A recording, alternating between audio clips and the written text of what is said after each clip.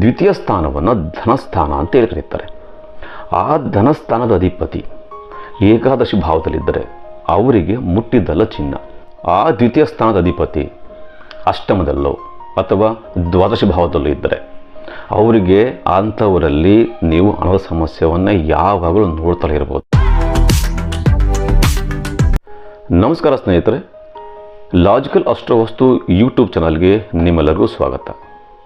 ಇವತ್ತು ನಾನು ಒಂದು ಇಂಪಾರ್ಟೆಂಟ್ ವಿಷಯದ ಬಗ್ಗೆ ಇವತ್ತು ಡಿಸ್ಕಷನ್ ಮಾಡ್ತೇನೆ. ಅದು ಏನಪ್ಪ ಅಂತಂದರೆ ಹಣದ ಸಮಸ್ಯೆ, ಮನಿ ಪ್ರಾಬ್ಲಮ್. ಇದು ಸರ್ವೇ ಸಾಮಾನ್ಯವಾಗಿ ನಾವು ನೋಡ್ತಾ ಇರುವಂಥ ಒಂದು ಸಮಸ್ಯೆ. ನನ್ನಲ್ಲಿ ಬರುವಂತಹ ಏನು ಕ್ಲೈಂಟ್ಸ್ ಇದ್ದಾರೆ ಅದರಲ್ಲಿ ಸುಮಾರು 30% ಈ ಸಮಸ್ಯೆಯಿಂದಲೇ ಕೂಡಿರುತ್ತಾರೆ.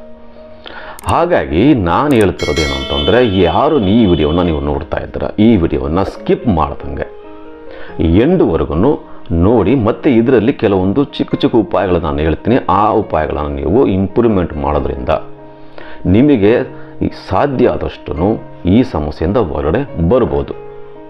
ಮೊದಲನೇದಾಗಿ ಜ್ಯೋತಿಷ್ಯದ ದೃಷ್ಟಿಕೋನದಲ್ಲಿ ಏನೇನು ಸಮಸ್ಯೆ ಬರುತ್ತೆ ಅನ್ನೋದು ನೋಡೋಣ. ನಮ್ಮ ಕುಂಡಲಿಯ ದ್ವಿತೀಯ ಭಾಗವನ್ನು ಧನಸ್ಥಾನ ಅಂತೇಳಿ ಕರಿತೇವೆ. ಈ ಧನಸ್ಥಾನದ ಅಧಿಪತಿ ತ್ರಿಕಭಾವದಲ್ಲಿ ಅಂದರೆ ಅಷ್ಟಮ ಸ್ಥಾನದಲ್ಲಾಗಿರ್ಬೋದು ಅಥವಾ ದ್ವಾದಶ ಭಾವದಲ್ಲಾಗಿರ್ಬೋದು, ಈ ಭಾಗದಲ್ಲಿ ಇದ್ದರೆ ಆವಾಗ ನಿಮಗೆ ಹಣದ ಕೊರತೆ ತುಂಬ ಜಾಸ್ತಿ ಆಗಿರುತ್ತೆ. ಅಷ್ಟಮ ಸ್ಥಾನದಲ್ಲಿದ್ದರೆ ದುಡ್ಡು ಸಿಕ್ಕಾಕೊಳ್ಳುತ್ತೆ, ಕೊಟ್ಟು ದುಡ್ಡು ವಾಪಸ್ ಬರಲ್ಲ, ಕೆಲಸ ಮಾಡಿದ ದುಡ್ಡು ಸಹ ವಾಪಸ್ ಬರಲ್ಲ, ದುಡ್ಡನ್ನು ನೀವು ಖರ್ಚು ಮಾಡ್ತಾ ಇರ್ತೀರ. ಈ ಸಮಸ್ಯೆಗಳು ಜಾಸ್ತಿ ಇರುತ್ತೆ. ಇದನ್ನು ವಾಸ್ತುವಿನಲ್ಲಿ ನಾವು ನೋಡಿದಾಗ, ಮನೆಯ ವಾಸ್ತುವನ್ನು ನೋಡಿದಾಗ ದುಡ್ಡನ್ನು ಆಕರ್ಷಣೆ ಮಾಡುವಂಥ ಒಂದು ದಿಕ್ಕು ಅಂತಂದರೆ ಅದು ಆಗ್ನೇಯ. ಆ ಆಗ್ನೇಯ ದಿಕ್ಕನ್ನು ನಾವು ಬ್ಲಾಕ್ ಮಾಡಿದಾಗ ಅಂದರೆ ಬಂದ್ ಮಾಡಿದಾಗ ಈ ಒಂದು ಸಮಸ್ಯೆಗಳು ಉಂಟಾಗ್ತವೆ. ಅಂದರೆ ಬ್ಲಾಕ್ ಮಾಡೋದು ಅಂತಂದರೆ ಏನು, ಅಥವಾ ಆ ಒಂದು ದೋಷ ಇರೋವಂಥ ಒಂದು ಅಗ್ನಿ ದಿಶಾ ಅಂತಂದರೆ ಏನು? ಅಗ್ನಿ ಅಂದರೆ ನಿಮಗೆ ಕೇಳಿರುವಾಗ ಅಗ್ನಿ ಅಂದರೆ ಬೆಂಕಿ. ಆ ಸ್ಥಾನದಲ್ಲಿ ನೀರಿನ ತತ್ವಗಳು ಬಂದರೆ, ಜಲತತ್ವಗಳು ಬಂದರೆ, ಅದು ಯಾವ ರೂಪದಲ್ಲಾದರೂ ಆಗಿರ್ಬೋದು, ಅದು ಆಬ್ಜೆಕ್ಟ್ ರೂಪದಲ್ಲಾಗಿರ್ಬೋದು, ಕಲರ್ ರೂಪದಲ್ಲಾಗಿರ್ಬೋದು, ಪೇಂಟಿಂಗ್ ರೂಪದಲ್ಲಾಗಿರ್ಬೋದು, ಮತ್ತು ವಸ್ತುಗಳ ರೂಪದಲ್ಲಾಗಿರ್ಬೋದು. ಅದೇ ರೀತಿ ಅರ್ತ್ ಎಲಿಮೆಂಟ್ ಬಂದಾಗ ಪೃಥ್ವಿ ತತ್ವದ ವಸ್ತುಗಳಲ್ಲಿದ್ದರೆ, ಪೃಥ್ವಿ ತತ್ವದ ಒಂದು ಕಲರ್ಸ್ ಆಗಿರ್ಬೋದು, ಪೇಂಟಿಂಗ್ಸ್ಗಳಿರ್ಬೋದು, ಇವು ಬಂದಾಗ ಈ ಥರ ಸಮಸ್ಯೆಗಳನ್ನು ನಾವು ಜಾಸ್ತಿ ನೋಡ್ತೀವಿ. ಮತ್ತು ಇನ್ನೊಂದಾಗಿ ಅಲ್ಲಿ ಸ್ಟೋರೇಜ್ ಇದ್ದರೆ, ಅದು ಸ್ಟೋರೇಜಲ್ಲಿ ಒಂದು ಗುಡ್ ಸ್ಟೋರೇಜ್, ಒಂದು ಬ್ಯಾಡ್ ಸ್ಟೋರೇಜ್ ಅಂತ ಹೇಳ್ತೀವಿ. ಬ್ಯಾಡ್ ಸ್ಟೋರೇಜ್ ಬಗ್ಗೆ ನಾನು ಮಾತಾಡ್ತಿರೋದು.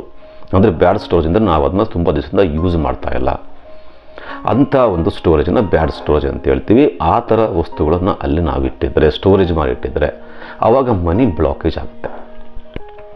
ಈ ಬ್ಲಾಕೇಜಿಂದ ನಾವು ಹೊರಗಡೆ ಬರಬೇಕು ಅಂತಂತಂದರೆ ಮೊದಲನೇದಾಗಿ ನಾವು ನಮ್ಮ ಏನು ದಶಾ ನಡೀತಾ ಇದೆ ಅಥವಾ ಭುಕ್ತಿ ನಡೀತಾ ಇದೆ ಅಥವಾ ಅಂತರಾಯ ನಡೀತಾ ಇದೆ, ಆ ಅಂತರದ ಅಧಿಪತಿಯ ಬೀಜ ಮಂತ್ರವನ್ನು ಜಪಿಸೋದ್ರಿಂದ ನಮ್ಮ ಕುಂಡಲಿರುವಂಥ ಒಂದು ದೋಷ ಸ್ವಲ್ಪ ಮಟ್ಟಿಗೆ ಕಡಿಮೆ ಆಗ್ತಾ ಆಗುತ್ತೆ.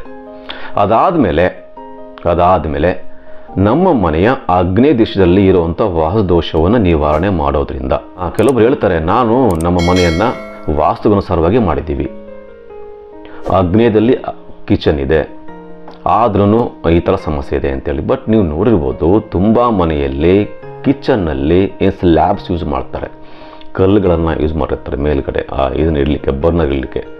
ಅದು ಬ್ಲ್ಯಾಕ್ ಕಲರ್ ಇರುತ್ತೆ. ಬ್ಲ್ಯಾಕ್ ಕಲರ್ ಇದು ಬ್ಲ್ಯಾಕ್ ಮತ್ತು ಬ್ಲೂ ಕಲರ್ ವಾಟರ್ ಎಲಿಮೆಂಟ್ಗೆ ಸೇರಿರುವಂಥದ್ದು.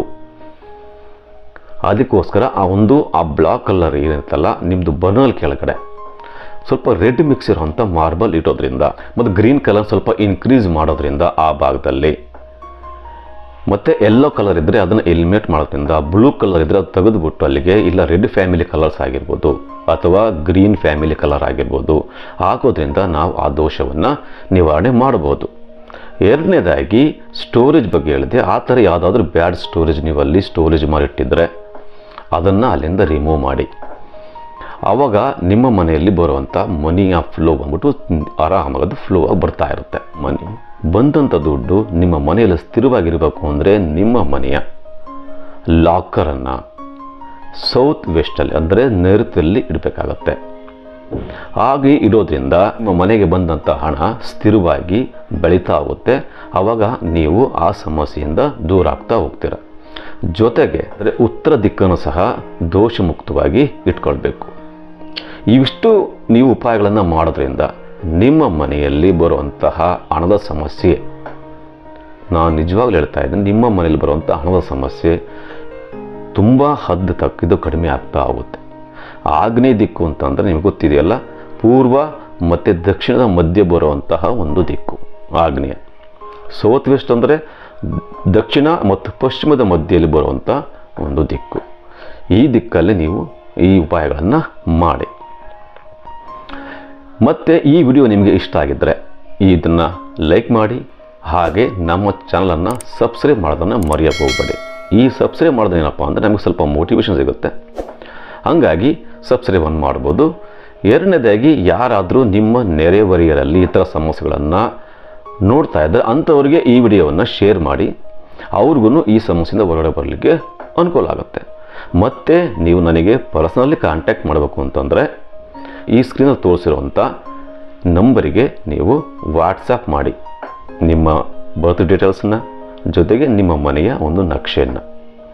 ನಂತರ ನಾನು ನಿಮಗೆ ಕಾಲ್ ಮಾಡ್ತೀನಿ ಅಥವಾ ಮೆಸೇಜಲ್ಲಿ ಕನ್ವೆ ಮಾಡಲಿಕ್ಕೆ ಪ್ರಯತ್ನ ಪಡ್ತೀನಿ. ಆವಾಗ ನಿಮ್ಮ ಹತ್ರ ನಾವು ಮಾತಾಡ್ಬೋದು.